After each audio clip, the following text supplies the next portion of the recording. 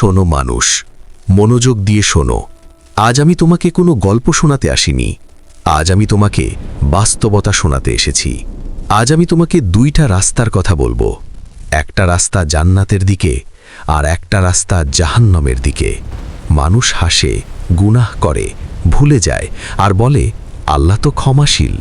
হ্যাঁ, আল্লাহ ক্ষমাশীল, কিন্তু তিনি ন্যায় বিচারকও। জাহান্নাম কোনো কল্পনা না, এটা বাস্তব। এটা সৃষ্টি করা হয়েছে অবাধ্যদের জন্য। জাহান্নামের আগুন দুনিয়ার আগুনের মতো না। এই আগুন একবার পোড়ায় না, এই আগুন বারবার পোড়ায়। একবার শরীর ছাই হয়ে যাবে, তারপর আবার নতুন শরীর দেয়া হবে, যেন আযাব আবার অনুভব করা যায়।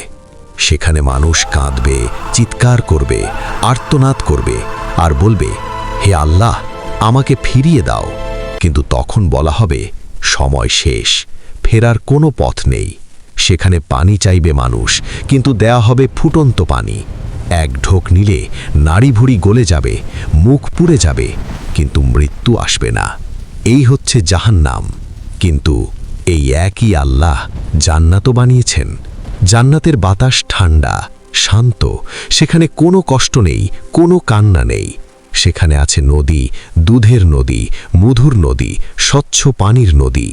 সেখানে ক্লান্তি নেই, রোগ নেই, বৃদ্ধ বয়স নেই, মৃত্যু নেই। সেখানে থাকবে এমন সুখ যা চোখ কখনো দেখেনি, কান কখনো শোনেনি, মনের কল্পনাতেও আসেনি। সেখানে আল্লাহ সন্তুষ্ট হবেন, আর আল্লাহর সন্তুষ্টিই হবে সবচেয়ে বড় নেয়ামত। সেখানে আর কোনো ভয় থাকবে না, আর কোনো দুঃখ থাকবে না। এই হচ্ছে জান্নাত। এখন প্রশ্ন হলো, তুমি কোনটা চাও? একটা রাস্তা জাহান্নামের দিকে, আরেকটা রাস্তা জান্নাতের দিকে। তুমি এখনো জীবিত, এখনো সুযোগ আছে। নামাজে ফিরে এসো, তওবা করো, আল্লাহর দিকে ফিরে এসো। আজ যদি ফিরে না আসো, কাল হয়তো আর সুযোগ থাকবে না। হে মানুষ, এই দুনিয়া ক্ষণস্থায়ী, আখিরাত চিরস্থায়ী।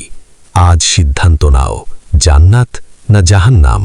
এই ছিল সতর্কতা, আর এই ছিল আশা। আজই ফিরে এসো, কারণ মৃত্যু অনুমতি নিয়ে আসে না। আল্লাহ আমাদের সবাইকে হেদায়েত দান করুন।